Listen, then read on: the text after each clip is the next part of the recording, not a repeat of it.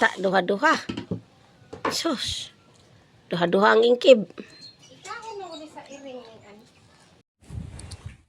Grabe ka amazing. Gitanom ni namo ni Kuya Siki dire. Grabe pang inita. Mabaw pa mi og hakot og tubig para mabisbisan lang gid siya karon mag-harvest na ta kay aron na sila'y kaunon. Na sila'y merienda na watermelon galing sa Williams Farm. Duha ni kabuok ang atong harbison karon kay mao pa man lang ang guwang puhon basig mas daghan na kay daghan pa man og bunga. Na duha ka buok. Amazing kay namo ang watermelon kay duha ni siya ka klase. Ang tulo ka punuan di ay ang isad ni ato kay kulay red, ang isad pod kulay yellow.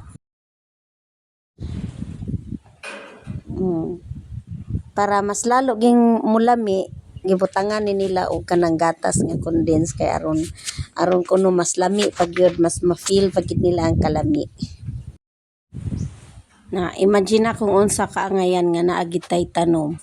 Kagabi nag-snack sila pagkahuman nila kaon, nag-snack sila watermelon kanang kulay red ang ilahang snacks. Karon na pod mga to na pod sila school, ila na pong gi kuan na pod nila, gi bahin na pod nila ang nabilin nga kulay yellow na pod nga watermelon. So amazing kay di ba kung naatay mga tanim makalibre gyud nya. Si Ate Sheena ana ang iyahang bahin, iyahang gibaligya sa mga kaklase og 2.5. So nakakata gid ng bata no kay gusto man sa mayang mga kaklase.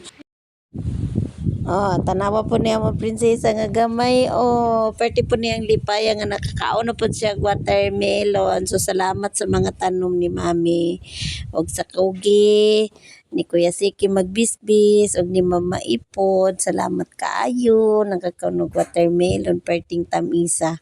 Kaso lang si Kuya Kinso kay di ganahan kaayo kanang kinahanglan tangkasan gid nimo isa-isa og mga seeds kay dili niya kaunon og naapay seeds unya si Kasiki kay dili magpa-video siya ganan magpa-video. So sa sunod summer daghanon na mo pag tanom magbakal gid mi og seedling na watermelon kay para dagko gid siya bunga niya timanon lang aron mamunga gid siya kay kini gud siya medyo gagmay kay liso ra man ni sa gikan-an gud ni nila nga gibakal ni papai niya gi try lang namo og paturok kunya kahing turok man so amo na lang gitanom dito sa uma nya mo na siya ron oh napusla na gyud nakakaon na gyud perting lamia ay kabad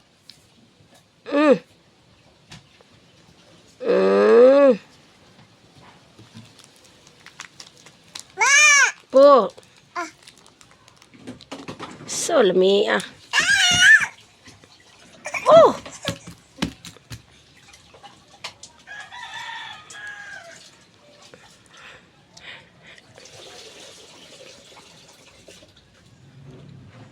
Kuya Kinso di mo kaon kay daghan dag liso.